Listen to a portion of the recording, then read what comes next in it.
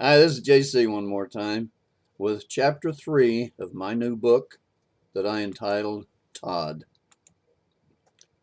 Todd felt some regret at having so few friends with whom to associate, but he handled it pretty well. Although Todd was inwardly a pleasant boy, he rarely smiled and almost never laughed aloud.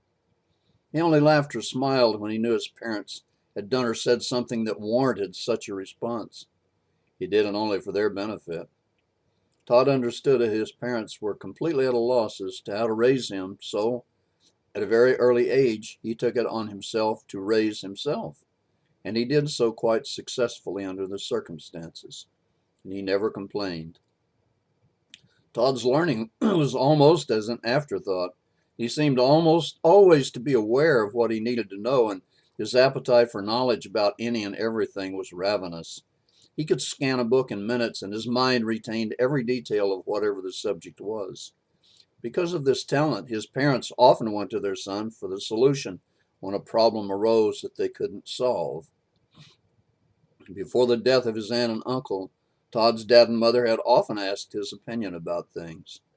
They were both pretty active people, always involved in one cause or another. Maybe mom asked how to find the place on the internet about saving the dolphins, or dad how to write in his blog about how stupid liberals are and why they shouldn't be allowed to vote. Sometimes it seems strange they could be so involved in things without involving their son. But they loved Todd in their own way, and they did everything to keep him secure and reasonably happy. This Todd understood, and he accepted. It was about 3 months now since his aunt and uncle died in the crash, and Todd's parents were like two different people from what they had been. Todd's dad was very quiet now, having little to say about anything. He seldom went out and almost never showed any excitement about anything. Todd watched him sometimes, making sure he wasn't noticed watching, and the differences about his father worried him. His father's gaze sometimes was far away, as if his mind too was far away. Todd could almost feel his dad's emotions, and he was aware of the many times his father's mind recalled memories of special times with his big brother, Carl. Todd could sometimes again hear the crack of the baseball bat hitting the ball, and he knew it was a different time from the time he was at the game with his dad. At these times, Mr. Daniels was with his big brother, Carl, and they were happy, and he was excited again. But now only in his mind, and always only briefly. Todd's mother watched her husband, much more now than she had before the accident. A puzzled look lived on her face now, wondering what her husband was thinking and wondering if he would ever again be happy. She was having trouble remembering the last time he had touched her intimately, the last time they had spoken to each other for more than a brief moment, the last time he had even held her hand. She felt no resentment about it, just worry and concern for her husband. Mr. Daniels was a well-built, handsome man, about 6 feet tall and weighing a solid 190 pounds. He and Mrs. Daniels owned a thriving hardware store. The business had been very good from the start, and while they weren't rich by any stretch of the imagination, they were pretty well off, and they were comfortable.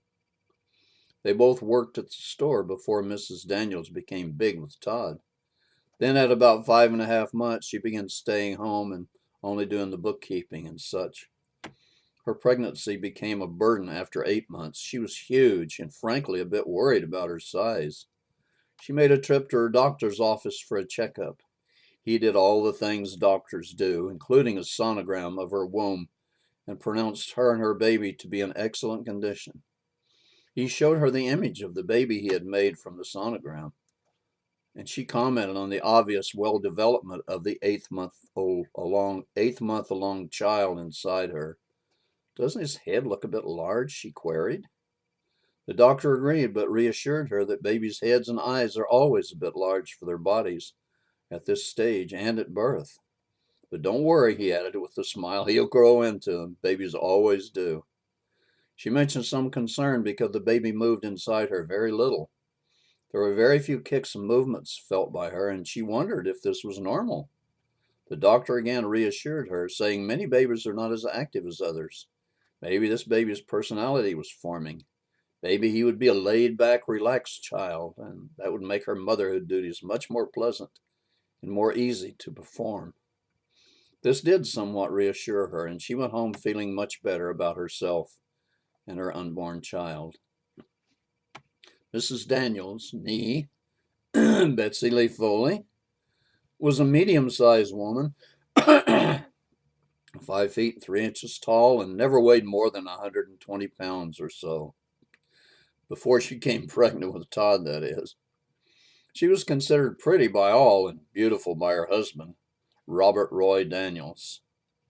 They had met in the first grade. They had met in grade school, like many children met, by being seated in class right next to each other at desks which were built to accommodate 2 children each. The seats on either side of the desk faced forward and had only a small raised place, much like a speed bump, separating the 2 children. Both were right-handed, and Bobby Daniels sat on the left portion of the desk. He was a very active boy, and because of this, his right hand and arm often brushed against Betsy's left arm. After accidentally touching her arm a few times, he apologized and said he'd be more careful. She smiled at him and said, "No, it's all right. I like it when you touch me." And she moved a little closer to him. His face turned a very bright shade of crimson, just as the teacher looked at him. She had heard Betsy speak and had looked at them. "Miss Foley," she asked, "is there something you want to say to the class?" Without any hesitation, Betsy said, "No, ma'am, only to Bobby." If his face could have gotten redder, it would have. He looked down toward his shoes and he tried to become invisible. Betsy leaned toward him and whispered, "Don't worry, you'll get used to me. You'll like me a lot."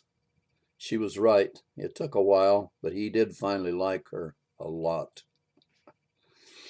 Bobby Daniels was a very handsome, well-built body, but oddly, he was never athletically inclined. He only played baseball or basketball or any other sport when he was required to by his instructors. His coach noticed immediately that Bobby Daniels was a very gifted athlete, and he did his best to encourage Bobby to participate more in sporting events.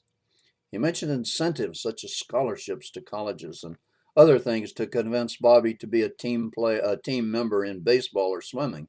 He was excellent in both, but Bobby very politely refused. He explained running around and playing games and getting tired just to prove you could just didn't appeal to him. He assured Coach he would go to college, but not because he could jump higher than someone else. And eventually he did go to college. Bobby finally got over his shyness, and he and Betsy became an almost single entity. Wherever one was, the other was sure to be.